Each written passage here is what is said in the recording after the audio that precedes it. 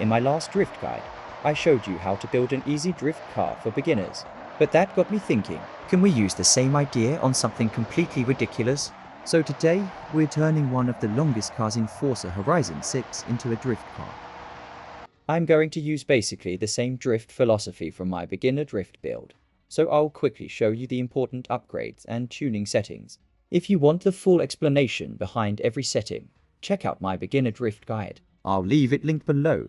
For the upgrades, we're going with the biggest engine available for maximum power and torque, together with an AWD conversion. We'll also need a drift transmission, drift differential, and drift springs and dampers. For the tires, I'm keeping most things stock, but increasing the rear tire width to the maximum for extra grip. The goal here is simple: lots of power, plenty of rear grip, and enough adjustability to somehow turn this massive limousine into a proper drift car.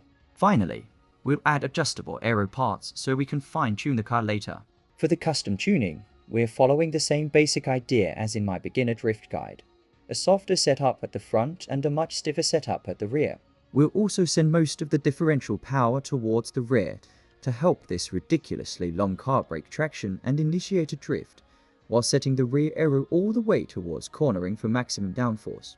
And that's basically it. On paper, this thing should drift. Now we just have to find out if a limousine this long can actually stay on the road. I'll also leave the tune share code on screen if you want to try this ridiculous drift limo for yourself. For the test, I've picked a drift zone with some tight corners, so we'll really get to see how this massive limousine handles. We definitely have to be careful though. This thing is ridiculously long, so when the car goes sideways, it's surprisingly easy to clip the barriers on the side of the road. It honestly feels really weird at first. You constantly have to remember that there's basically another half a car behind you.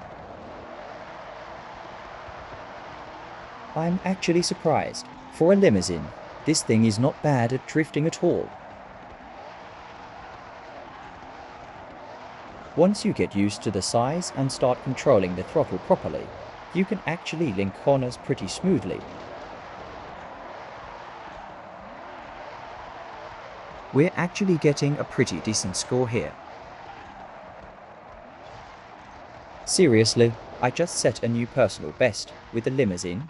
So, what's the verdict? This drift zone requires 140,000 points for 3 stars, and we managed to score over 147,000 with a limousine, without even trying that hard. And I think this proves that the basic setup from my beginner drift guide is a really good starting point for experimenting with other cars as well. Of course, every car behaves differently and might need a few small adjustments, but the same basic tuning principles can work surprisingly well.